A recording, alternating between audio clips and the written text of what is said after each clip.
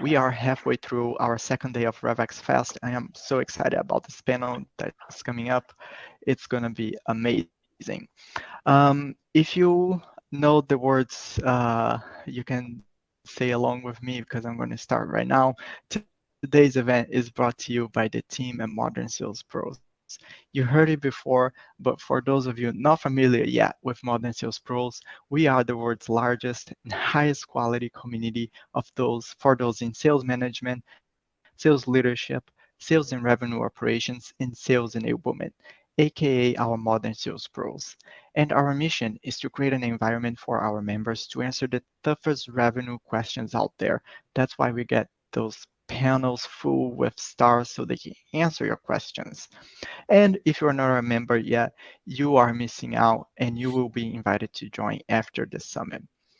We work together with a lot of great companies, and you can see them here. They are the summit sponsors, they are our sponsors, and the summit will not be possible without these amazing organizations that you see in this slide. Big thank yous for them for making RevEx Fest happen. And to learn more about these innovative companies, click on the sponsors booth tab at the top of this event page. And while you're there, you can also check the jam-packed agenda. We had a day full of events yesterday. Today we have a lot of events going on. We still have 4 panels to go, and tomorrow a lot of events. If you miss anything, you're gonna find recordings in the MSP web session here. So I'm gonna check the agenda, some housekeeping notes, and then I'm gonna pass it to Nipul, who's going to be our moderator for today, and then he will introduce himself, the panelists, and just start the conversation. As far as housekeeping, just use GoCast. We love GoCast. You have a lot of opportunities in here for networking, to learn about your fellow participants, sponsors. So please use GoCast and use all the resources and ask a lot of questions. I was talking with the panelists backstage, and they said they love to answer questions. So let's make them happy today. Let's send them a lot of questions. That's enough for me. Nipul, I'm going to pass it to you. You can kickstart this conversation, and I'll be back at the end for some outro notes. I'll see you back there. Awesome. Thanks, Eduardo. And hey, MSP, how's it going? My name is Nipul Choksi. I run marketing here at Atrium. Our co-founder, Pete Kazanji, also founded the Modern Sales Pros community. And I'm super excited to be here. Here at Atrium, I myself not only run marketing, but also sales development.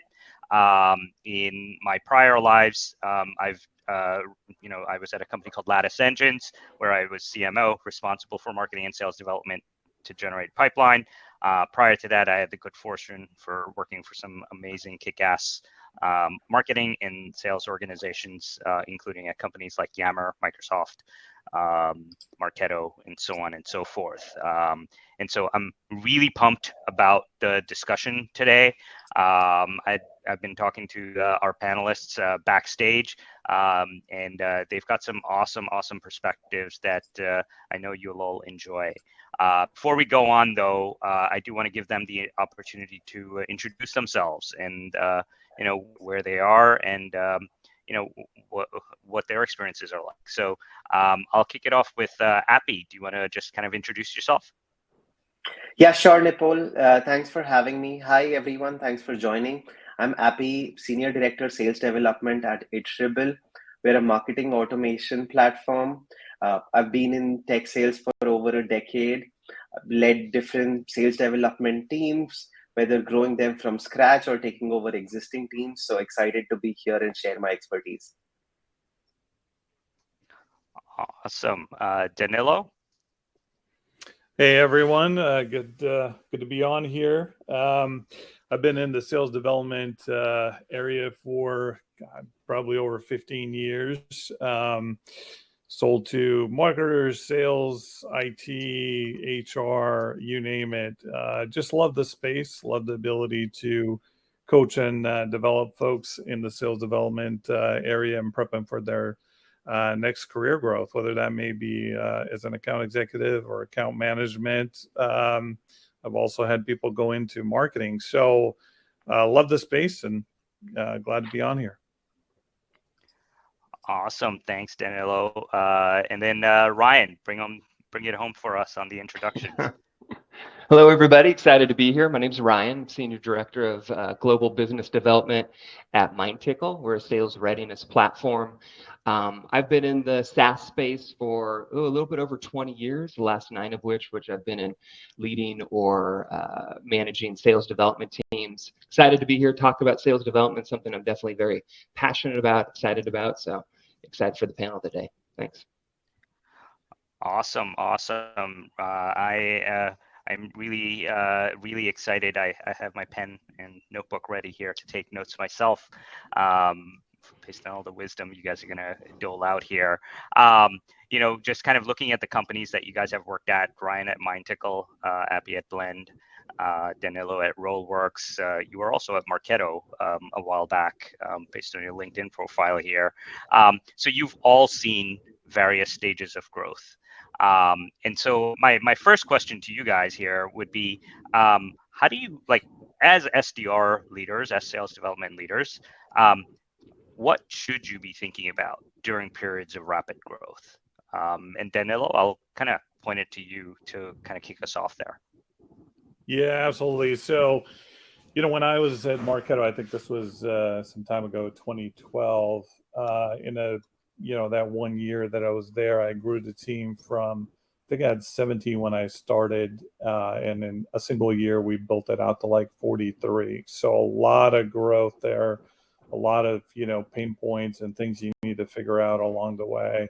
And here at RollWorks, and I started back in 2019. At the end of 2019, I had 8 folks, growing it all the way to like 30 now. So again, a lot of lessons learned along the way, right? And the one thing when it comes to sales development, there's no silver bullet.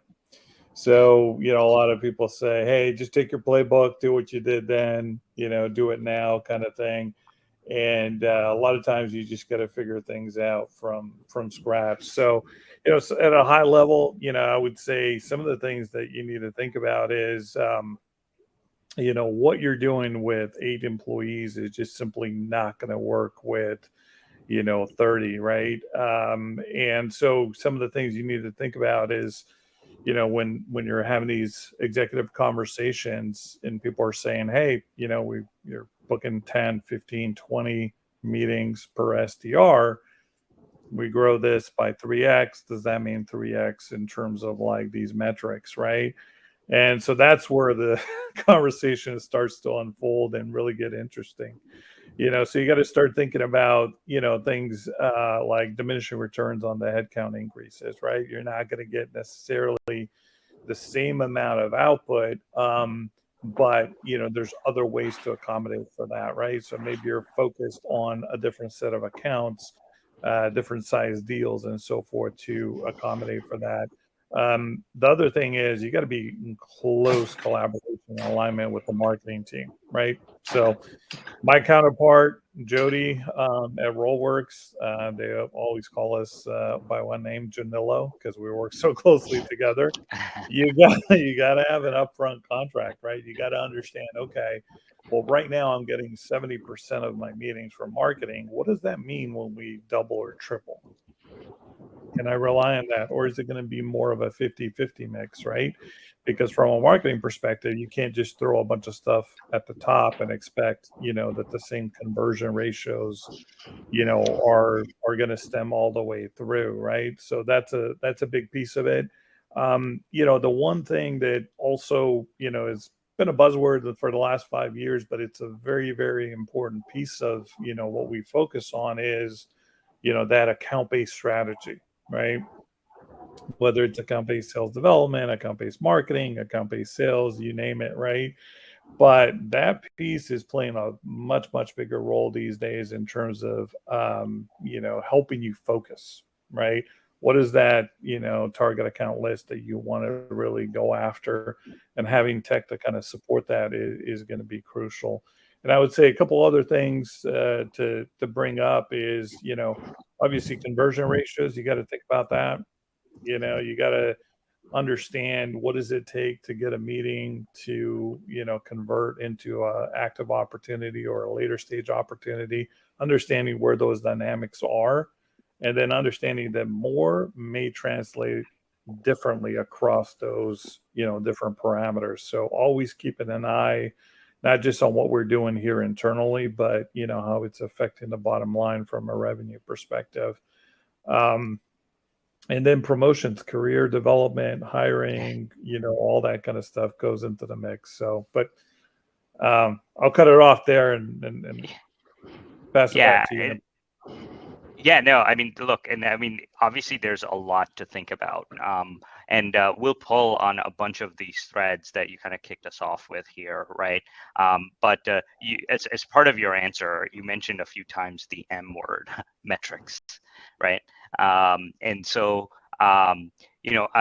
Ryan, before, as part of the prep that we did, you had a really interesting framework when it came to selecting the metrics that you would want to use in order to actually measure and goal your SDR team on to success. Do you want to just share that a little bit with the audience, and we can kind of talk about that? Yeah, absolutely. No, definitely like to use frameworks a lot. One of the great things and tough things about, leading teams in sales development, certainly when your team is growing, is there's a lot that's happened in the day, but we can't just focus on today. Like, we got to think about the future, as well. So I really like to use a lot of frameworks for things like that.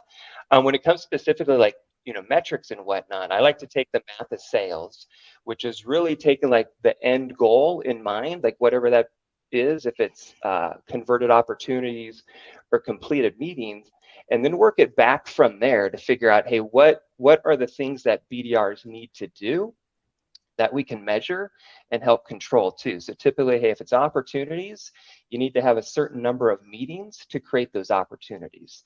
To get to meetings, you need to have a certain number of conversations to get to those meetings. To have those conversations, you need to have a certain number of calls or activities. So I always go in and make sure that I initially really map out like what the department's math of sales is, and if we can't figure that out, get the systems and technologies in place to figure out what that is, and then we can take it down to like a per rep level too. I like to tell my team, like, if you need to book more meetings and somebody tells you like you need to make more calls, like that's a really lazy answer, because somebody might be making enough calls to get to those meetings or opportunities, but maybe what they're saying like on the calls is what like the where they're fumbling the ball. So that kind of talks a little bit like Danilo and the conversion metrics. Hey, how many dials does it take you to get to a conversation? How many conversations does it take you to get to a meeting? We can map out like what excellent looks like, or maybe where you are today, and then figure out like what can we do through training, coaching, etc., help you improve that skill set, maybe prove that effort level too, to get where you need to be in the future. Yeah, and that's a really great framework just in terms of kind of working backwards, right? You're kind of starting with the goals in mind, right? Begin with the end in mind, and then decomposing that into a lot of leading indicators that you generally want to measure, right? But one thing that I've often encountered, I'm by trade an engineer who turned into a marketer and a sales development leader, and so I'm not as like averse to math like most people. But for the math averse folks in us, how do we like avoid that metrics overload, the math overload, if you will, associated with these metrics? Appy, do you want to give that a shot? Yeah, I think it has to be a balance of both what metrics we're looking at, but also at the same time, what makes sense, what a rep can actually achieve, while having a good work-life balance, while they are also spending a lot of time prospecting and learning about the product, because they don't want to be an SDR forever. So understanding the math, but at the same time, understanding what's achievable. And for certain things, looking at historical conversion rates, looking at seasonality. December is a very different month than May or June. So keeping all of those things in mind while setting up goals for them, and then working towards those goals, whether we're looking at daily, weekly activity metrics such as email open rates, reply rates, engagement on video messages, or whether it's monthly or quarterly quota achievement around the number of meetings or opportunities. Interesting. So you're kind of saying, depending on kind of like if you have seasonality in your business, for example, or different kind of initiatives that you might be running, you obviously want to like hone in on the more important metrics based on those, right? And I think that's a really interesting approach. Danilo, what's your take on that? How have you like tackled this problem? Yeah, it's I'll go back to something Ryan said that kind of stuck out to me, right? Where a lot of times we're being told that here's what the conversion metrics are and here's what the quote unquote benchmarks are. Our goal here is to beat those benchmarks, is to get improved efficiency on them, but not to have those benchmarks drive us, right? So what I mean by that is I there's a lot of folks that are like, oh, it takes 21 touches to get hold of somebody or to reply to somebody. It used to take 9, right? Is it because of the behavior on our end, or is it the behavior on the prospect's end? That's what you need to ask yourself that question, because maybe we're just getting worse at our jobs and we're spamming people, right, rather than taking a more personalized, informed approach, right? So that's what I mean by don't let those metrics drive your behavior, because I see a lot of times people are like, wow, we need to have our outreach or sales loft cadences have 21 touches. No. How do you get a reply with less touches by getting better at what you do? So it's always one of those things where, yes, the conversion ratios are important to understand, but it's how do we make those better versus adjusting our business to actually match what the industry benchmark potentially is. Hope that makes sense.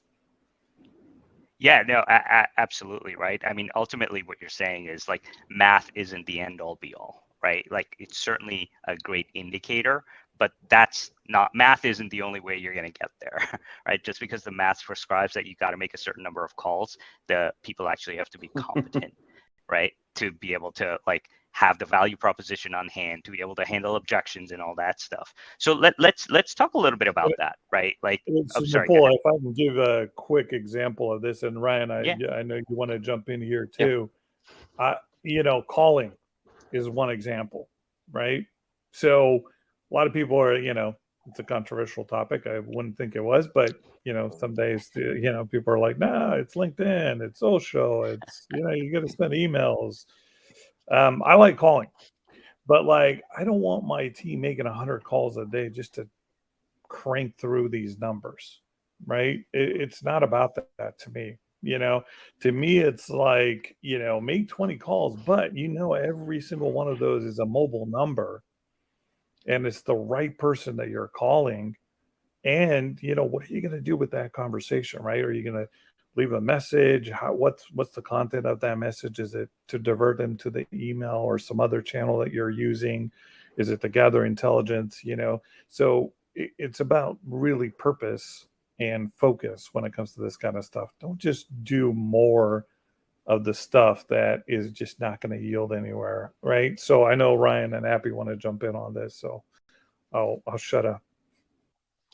I definitely agree with you there. And, one thing that I like to do with my team is just really keep it simple because, I get it that not everybody is into like metrics and numbers maybe as much as I am. But if I can, keep it simple for them and show them, like guide them in the direction, like these are the things that you can control. And at least this is like the volume of effort that you need to put into those things that you can control. And then like, we can work with you to make like those activities or efforts like even better. But then I think it's really incumbent upon like us as leaders to be able to like, dig into these numbers and maybe decompose like some of these metrics and some of these conversions so that we can look at, the data, or we can look at the analytics and help us decide like, hey, is it what we're saying that's on the call that's not converting, or has something changed like with our buyer? Or hey, are we even like calling the right people too? Another thing that I say with my team a lot is like, skill times effort, equals results. You can put a certain number of like effort into it. You can make 100 dials a day, but that doesn't necessarily mean that you're going to get to the results that you need, or maybe it does. Or you can have all the skill in the world, but if you're not putting the effort into it, once again, you're not going to get to like where you need to go. But with the balance of skill, times effort is ultimately like where you're going to get to where you need to be in the future. That's awesome. Appy, did you have anything else you'd add to that? Yeah, and I would say there's definitely a reason why math and metric are always not the answer, because every rep has different skills, different strengths, and different weaknesses. Someone's really good on the phone, but there are other reps who are really good on writing personalized emails, and there are other reps who know how to really send a personalized gift to a prospect and get a meeting. And that also depends on what motivation every rep brings to the table. Someone's motivated to be in the office and be between 10-15 people and make cold calls. On the other side, there are reps who'd like to be in a room and just do 10 minutes of good research about a prospect, read 10 Ks of a company, and create a very personalized video message and send it to them. So that's where the math and metric don't really work. So it's actually important to deep dive into each and every rep's strengths, weaknesses, and motivations, and then persuade them, work with them on their strengths, help them build on their weaknesses too. Well, so to that end, then let's.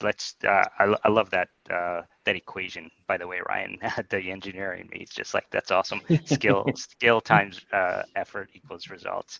But Appy, you make a really good point, right? In terms of like, let's make sure that we're identifying people's strengths, capitalizing them, identifying people's weaknesses, and figuring out a way to like get around them, right? Whether it's fixing those weaknesses or just putting them in a spot where those weaknesses don't matter. And that brings me to like another topic here, which is all about like coaching and development, like all the stuff that you have to do in high growth situations in order to get the most out of the team that you have, right? And I'm just wondering, Appy, based on your experiences, how have you generally thought about that?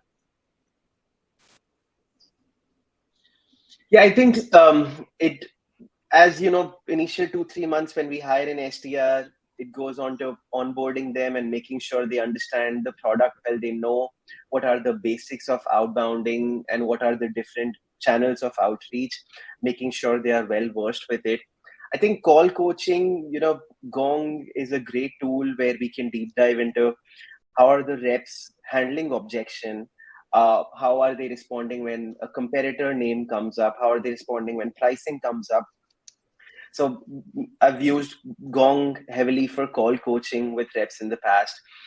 Thinking about email outreach, I've used Outreach Sales Loft, and deep diving into how the reps are actually writing personalized emails. How are they showing the prospect that we do really care and we are providing value in every email that's being sent to them. So deep diving into these two buckets and making sure they're doing good outreach, which is actually helping them get meetings and have more conversations, is something I focus on, in the initial 3 to 5 months. And then it builds on to become more personalized, taking more of an ABM approach, deep diving into accounts and building strategies and prospecting plans for these big enterprise companies. That's worked for me. Awesome. And Danilo, just in like our prep sessions, you've talked about like some of your experiences in terms of like the, how to deliver great coaching and development, right? Like, can you talk a little bit about how you've been able to do what Appy's talking about in, at companies like Marketo and Rollworks? Yeah, I mean, a big piece of this, and I apologize, I'm not sure if Ryan talked about this, but they're not going to be, there's certainly folks that love the sales development space, and you hear this term career SDR. There's a lot of folks that just love doing it, and so this is in no way a knock on that, but I think most of the SDRs that come on board are coming on board to get educated and trained for, what's next, right? And so I think the biggest thing here, for me is really identifying those people that, have a certain talent and actually leveraging that, right? So everything that, Appy talked about, sure, from a management perspective, we're going to have manager-led trainings. We're going to have, external speakers. We're going to do all this kind of research. But I think where you find the most, effectiveness is when a peer-to-peer, introduces that, right? And so I really love to encourage folks that are interested in that career accelerated, excuse me, can't pronounce that word, career development, is just lead by example, right? So jump in there and talk about a topic that you're really passionate about. So Appy talked about this, right? We have certain people that are really good at drafting emails, whereas somebody else is really passionate about making calls. So why not enable them and support them to actually lead some of those? And, quite honestly, the adoption is going to be much higher than hearing from Danilo. They'll much more, adopt it if they're hearing from a peer that's killing it and doing really well, right? So who the message is coming from is definitely very important. But the other aspect of this to me is also, having a structured, and I set this expectation during the hiring process, that is typically on average about 18 months. After an 18-month period, your, kind of tenure as an SDR, you're looking to do something else, right? So you're at risk of losing that individual, and that's really a big loss for the company just as a whole. So we've structured a career development program that has certain milestones that are either performance related, and also, skills related, so we do a combination of the two. First month you hit your quota and you certify on a cold call, for example. Second thing would be a qualification thing, a call. Third thing would be, for example, certifying on a demo. And what we've seen with that is that the teams that implement this type of a strategy, right? I've done it at 4 or 5 companies now already. They promote very highly to NBS or new business sales, account executive, whatever term you want to use. And not only that, but they're the top reps, right? Because you're really taking the time to educate them, not just on the technology, but on the persona and the space that they're in, right? So we focus a lot of our efforts. For example, we sell to marketers here at Rollworks, an account-based marketing solution. Well, I'm not going to just coach them on ABM. I'm going to coach them on what does it mean to be a marketer? What are the different tools, marketing automation platforms, the different channels, whether it's content syndication or anything along those lines that they need to know. So when they're having that conversation, it's more of a consultative, peer-to-peer conversation. And it's someone that understands, for example, Nipul, your business, right? Rather than somebody that's just going to try and shove a, product down, right?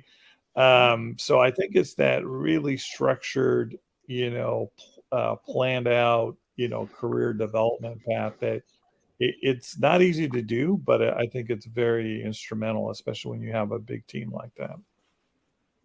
Okay. So Ryan, how have you kind of tackled this? Any other bits of wisdom you would add here in terms of, kind of career development for the SDRs? Yeah, I'd say, we definitely live in a great time where there's a lot of technology that makes our in some ways our lives a little bit easier, makes it like easier to coach. Sometimes that can be overwhelming too, I'd say, with all that technology also. I said it before, but I really always go back to like that math of sales, because I think that can guide and direct you to like what that rep needs at that moment in time.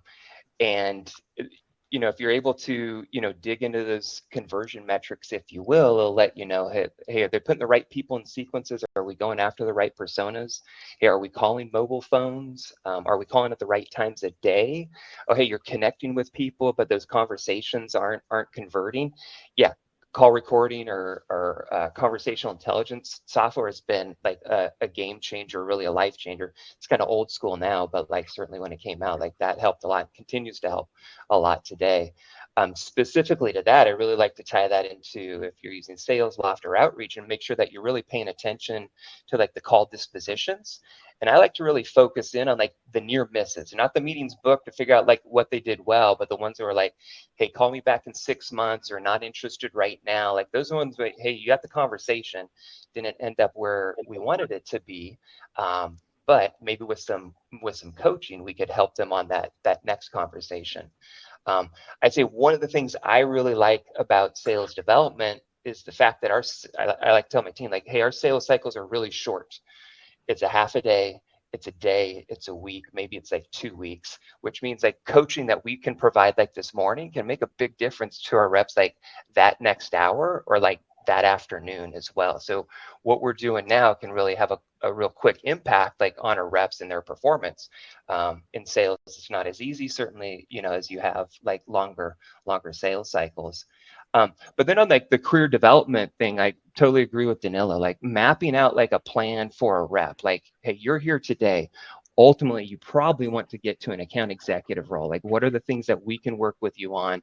What are the things that you can work on? So as you become, proficient, as you become a master of this craft and this trade, like what can we be doing to help you continue to develop that skill set? So come 18 months, come 24 months, when you're ready for that next step, like you're ready to go. We're rooting for you, and we got a place for you to go to. Yeah, that's awesome. But along those lines, one of the things that I've observed in high growth situations is you often have to develop new muscles, right? You have to develop like new playbooks, new processes. It's kind of like, you're flying the plane and building it at the same time, right? And so just curious, Appy, you've seen great significant growth at Blend during your tenure there. How have you kind of taken the approach of building these kind of playbooks and processes while you're flying the plane, so to speak? Yeah, I think the interesting piece is when a rep is prospecting, but at the same time trying to be ready to interview for an AE role internally. So a lot of same hats to be worn at the same time, where they're learning how to demo, but at the same time, they are not demoing in front of prospects. So making sure, to build on Danilo's point, having a certification ready for them that, okay, once you clear 10 months, 12 months, 14 months in your SDR journey, you go through this detailed certification, and you'll have an AE mentor who's going to rate how you're doing on your demo skills. You're going to have an AE manager who's going to partner with your SDR manager to understand what are the strengths and weaknesses you need to build on to become a successful account executive. At the same time, being an SDR, you still need to continue to perform, book more qualified opportunities, and generate profitable pipeline for your team. So making sure you're not missing the gas over there and continuing to do effective outreach, coaching other reps, helping other reps who are recently onboarding on your team, and making sure that you're also bringing great culture to the existing SDR org. Awesome. And so,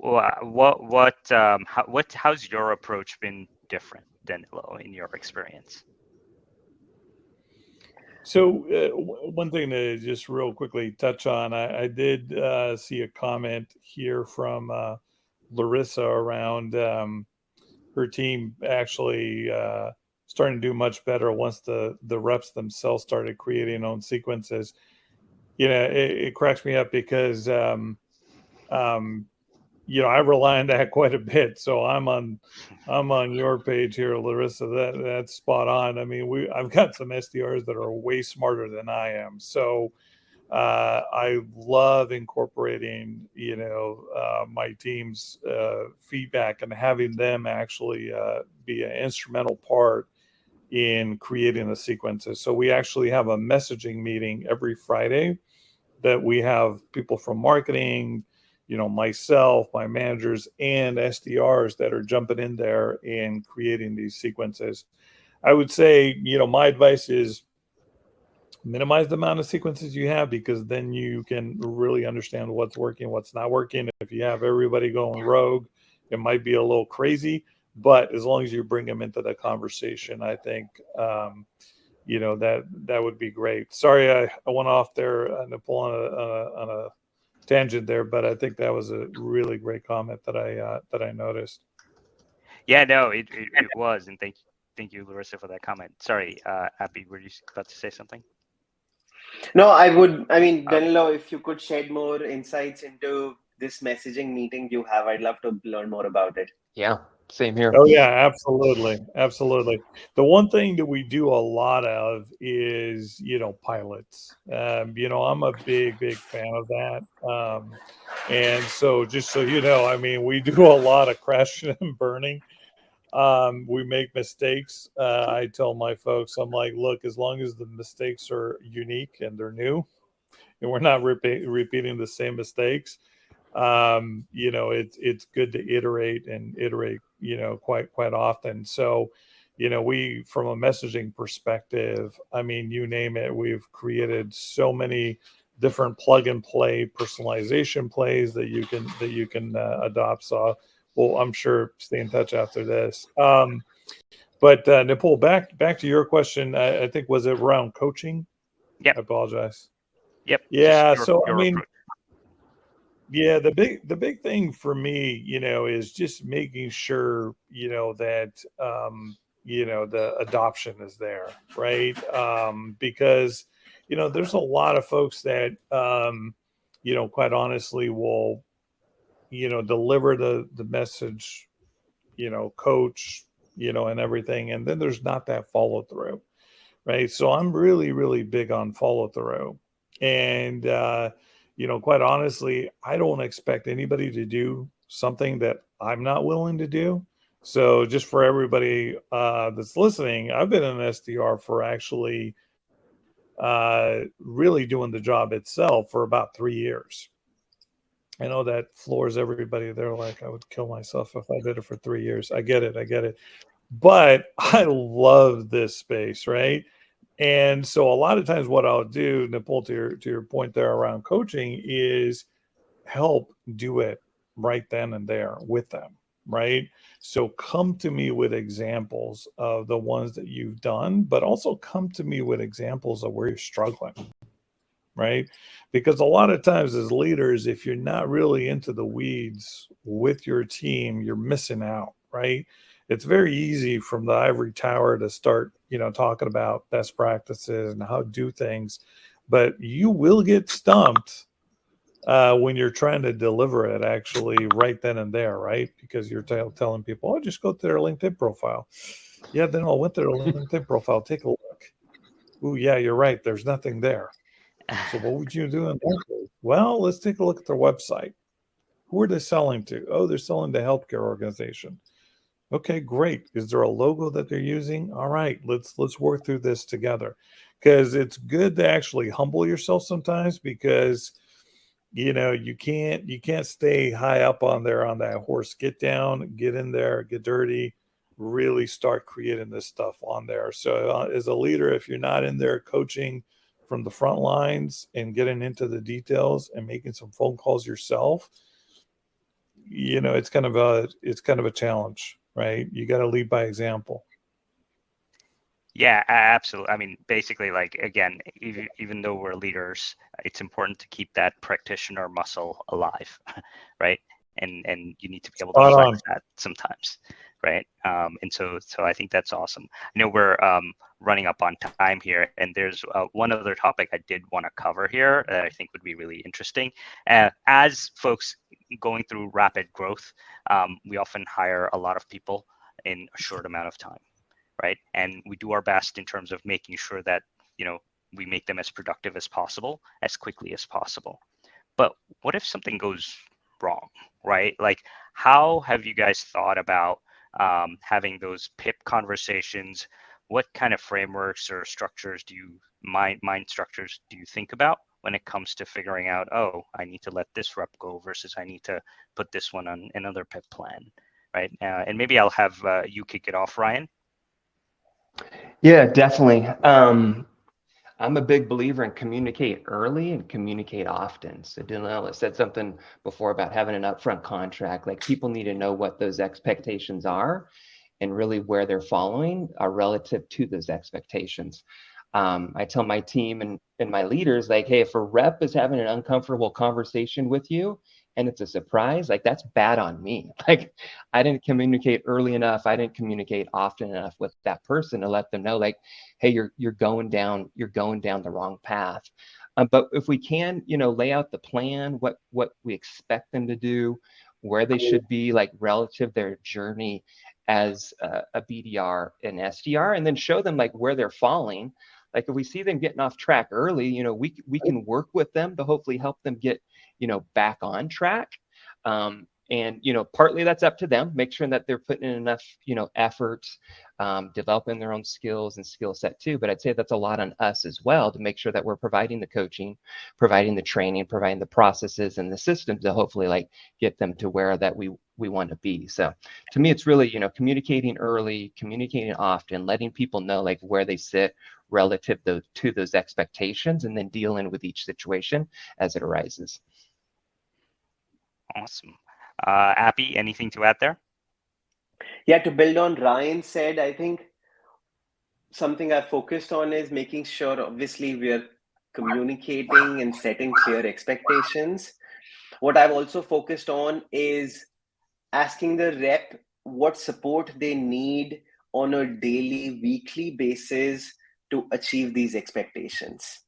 So, okay, if the goal is that you need to book 2 meetings this week, or make 200 calls this week, or book or send 30 personalized emails this week, are they well qualified? Do they need any help in doing that?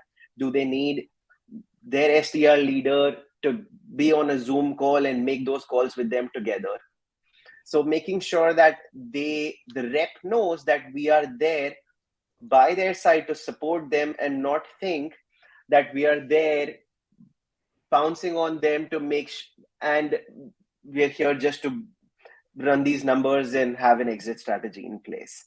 So that's where we lose the motivation of reps, and that's where I try to be very communicative that I'm here to support as best as possible to make your journey over here as successful as possible.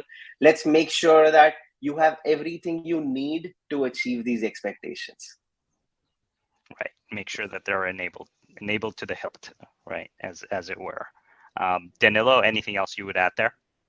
Yeah, I mean, so Ryan mentioned this. I'm a big fan of, upfront contracts, right? Like, so, it's just basically around communication, right? Like, what I tell somebody is, like, look, let's say we agree, on a strategy, right? And then, we talk about this on Monday. Friday rolls around and you hear from your SDR, oh, I didn't do it for, one reason or another. So the frustrating piece from a manager perspective is, like, now there's nothing I can do about it. We just lost 5 days, right? And there could have been a good reason why, this person was not able to accomplish something. But if you keep that open dialogue and that frequent dialogue, then, maybe there's another strategy that I can think of that could actually make up for that, right?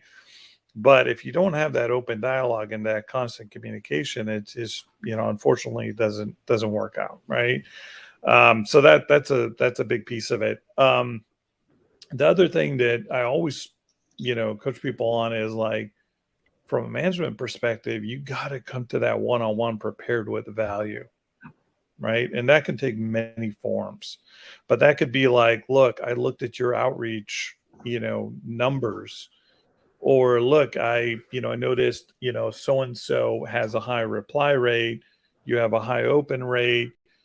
I dug in and they're using this personalization. Why don't you go talk to that person about what they're doing, right? Or, I noticed you were targeting, this account, but you're not reaching out to a number of people there.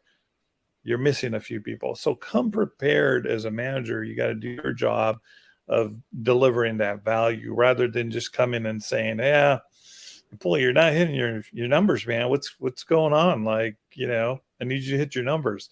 That's not really being a manager, right? So you got to come there with, yeah, I need you to hit quota, right? You're not providing value, so you just got to come in with the right mindset.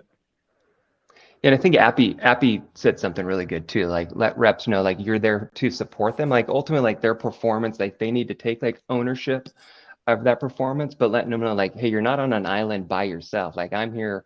We're here to help you and support you. Like, how can we best do that?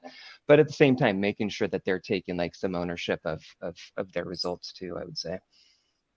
And Yep. I like Awesome. something else that you've said a couple times, Danilo, like allowing like other people on your team, like highlight like what is good, like a BDR or SDR that's doing something good, like let them share with the team, teach the rest of the team. That's probably a whole lot more impactful than me saying the same thing.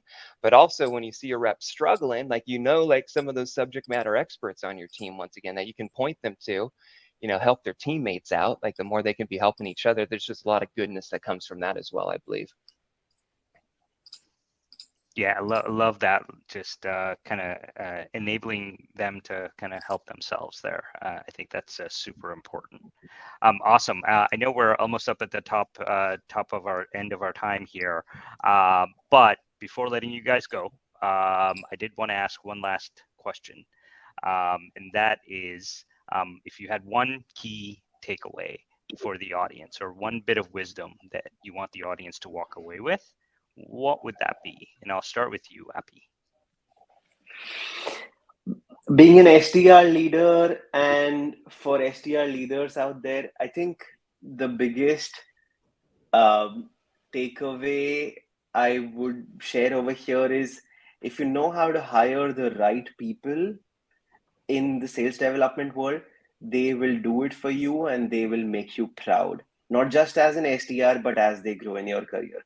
So I think hiring and developing sales professionals, young early talent, is going to be the key for me. Awesome. Danilo? Yeah, so the one thing that I would probably, I don't think I talked about enough during the session, so I'll just bring it up right now, is just having a really good onboarding experience, right? Setting them up for success right off the bat. Because what I'm finding, is that there's a lot of organizations out there where it's almost like a sink or swing mentality, or it's like, view a bunch of videos, read a bunch of, case studies, right? And the problem with that is that not everybody's created the same way. Not everybody processes information the same way. And so it's a shame, but I'm seeing a lot of the instructor-led onboarding going away.